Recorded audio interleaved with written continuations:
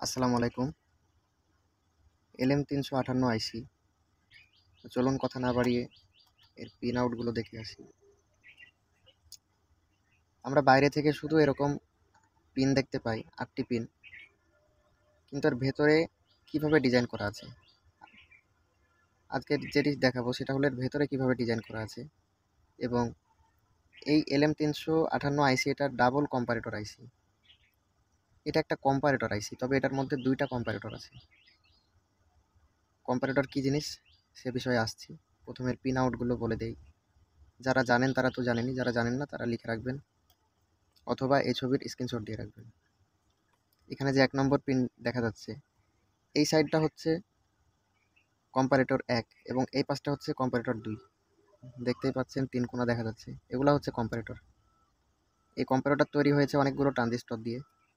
এবং এই আইসির মধ্যে আছে 2টি কম্পারেটর, ঠিক যেমন আপনারা ছবিতে দেখছেন। 1, 2, 3 নম্বর পিনের সাথে একটা কম্পারেটর এবং 7, 6, 5 এর সাথে একটা কম্পারেটর। পিন গ্রাউন্ড, 8 নম্বর পিন ভিসিসি, আমাদের ইনপুট ভোল্টেজ। এখানে 2টি কম্পারেটর, আমরা একটি কম্পারেটর বানিয়ে আপনাদের দেখাবো।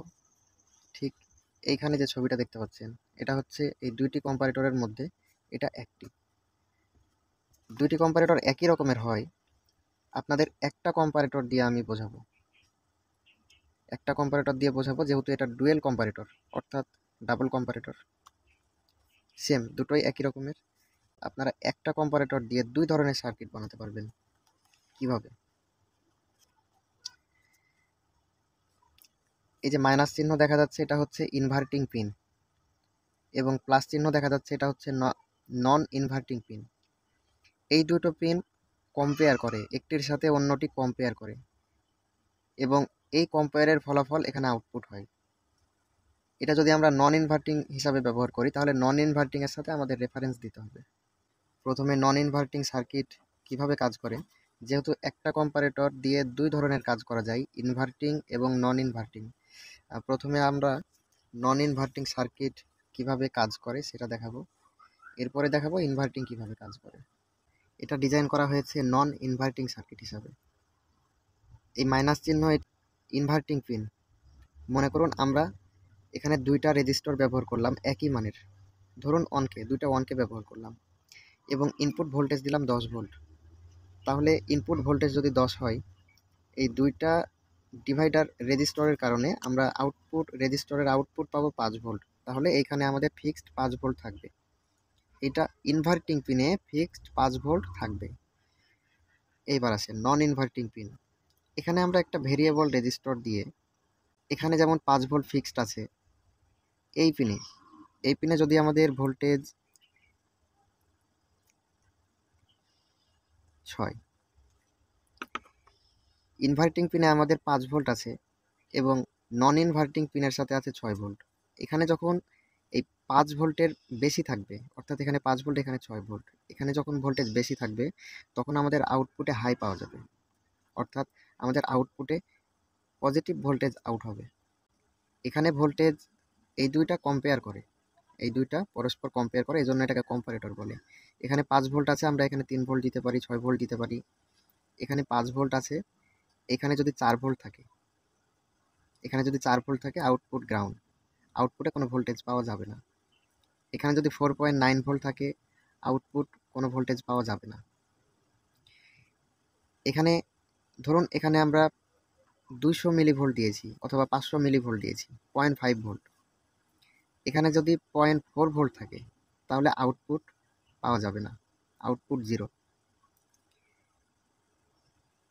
নন ইনভার্টিং পিন যখন ইনভার্টিং পিনের ভোল্টেজ ক্রস করবে, শুধু তখনই এখানে আউটপুট পাওয়া যাবে। ঠিক এরকমভাবেই কাজ করে, আর এই সার্কিটগুলো ঠিক এরকমভাবেই ডিজাইন করা। আপনারা একটি ছবি তুলে রাখতে পারেন, এগুলো 100% কাজ করবে। যদি আপনারা এই আইসির কম্পারেটর কিভাবে কাজ করে এটা বুঝতে পারেন, এবং পরবর্তীতে আমি ক্যালকুলেশন নিয়ে আলোচনা করব, যদি এগুলো শিখতে পারেন, এই ডায়াগ্রাম কারো কাছে দেখা লাগবে না, আপনারা নিজেই নিজের মতো করে আইসিটাকে প্রোগ্রাম করে নিজের মতো করে সার্কিট বানাতে পারবেন। এই নন ইনভার্টিং সার্কিটের কাজ হলো ভোল্টেজ যখন বেশি হবে, এই 5 ভোল্টের বেশি হবে তখন আউটপুট পাবেন। ইনভার্টিং সার্কিটের কাজ হলো ভোল্টেজ যখন কম থাকবে, সাপোজ ধরুন এই পিনের সাথে আমাদের 3 ভোল্ট দেয়া আছে, এটা নন ইনভার্টিং পিন। আমরা প্রথমের সার্কিটে ইনভার্টিং পিনের সাথে দিয়েছিলাম ফিক্সড ভোল্টেজ, যেখানে আপনারা জেনারেটর ডায়োড ইত্যাদি অনেক কিছু ব্যবহার করতে পারেন। ঠিক একইভাবে ইনভার্টিং পিনের সাথে এখানে আমরা 3 ভোল্ট দিলাম। এখানে যখন আমরা 3 ভোল্ট দিলাম, এখানেও যদি 3 ভোল্ট থাকে, ইনভার্টিং পিন এখানে যদি 3 ভোল্ট থাকে এবং এখানেও 3 ভোল্ট থাকে, আমাদের আউটপুট হবে 0। আউটপুটে কোনো ভোল্টেজ পাওয়া যাবে না। এখানে আমাদের 3 ভোল্ট আছে, এখানে যদি 5 ভোল্ট থাকে, ইনভার্টিং পিনে যদি 5 ভোল্ট থাকে, তাহলে আমাদের আউটপুট 0। আউটপুটে কোনো ভোল্টেজ পাওয়া যাবে না। এই 3 ভোল্টের নিচে যদি চলে আসে, ধরুন 2.9 ভোল্ট, যেই ভোল্টেজ আপনার এটার নিচে নেমে আসবে, এই 3 ভোল্টের নিচে নেমে আসবে, আউটপুট হাই হয়ে যাবে, এখানে পজিটিভ ভোল্টেজ আউট হবে। ঠিক এরকমভাবেই LM358 আইসি কাজ করে। এবং এখানে আমি যে দুইটা সার্কিট বানিয়েছি, এখানে যে 2 নম্বর পিন দেখা যায়, এই 2 নম্বর পিন এটা ইনভার্টিং পিন। 2 নম্বর পিন এটা ইনভার্টিং পিন। এই সাইডকে কাজে লাগানো হয়েছে নন ইনভার্টিং হিসাবে এবং এই দিকটাকে কাজে লাগানো হয়েছে ইনভার্টিং হিসাবে। সার্কিটে সাপ্লাই ইন করলাম।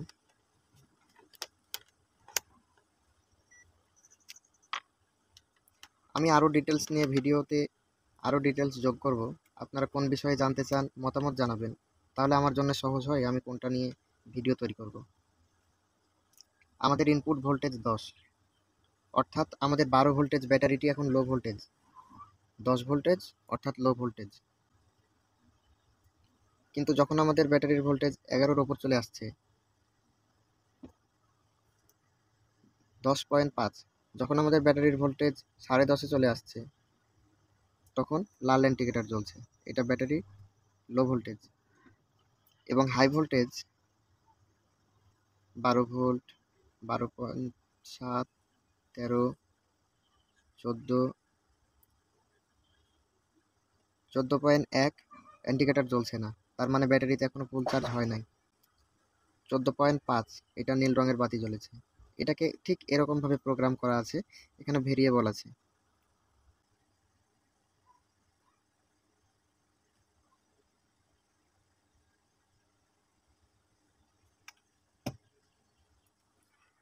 ঠিক এরকমভাবে LM358 আইসি কাজ করে।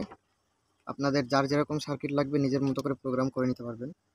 আর কারো যদি প্রশ্ন থাকে কমেন্ট বক্সে প্রশ্ন বা মতামত জানাতে পারেন। কোনো কিছু যদি বুঝতে না পারেন সেটাও জানাবেন, সেটা নিয়েও পরবর্তীতে ভিডিও বানাবো। আর আপনারা কোন কোন সার্কিটের প্রজেক্ট কিংবা এরকম ডায়াগ্রামগুলো পেতে চান সেটাও কমেন্ট বক্সে জানাবেন এবং সাবস্ক্রাইব করে অবশ্যই পাশে থাকবেন। ভিডিওটি ফেসবুকে আপনারা শেয়ার করতে পারেন।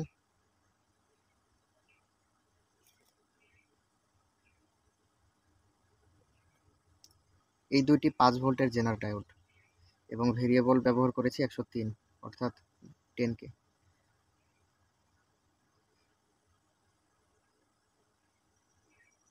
ভিডিওটি এখানেই শেষ করছি। আসসালামু আলাইকুম।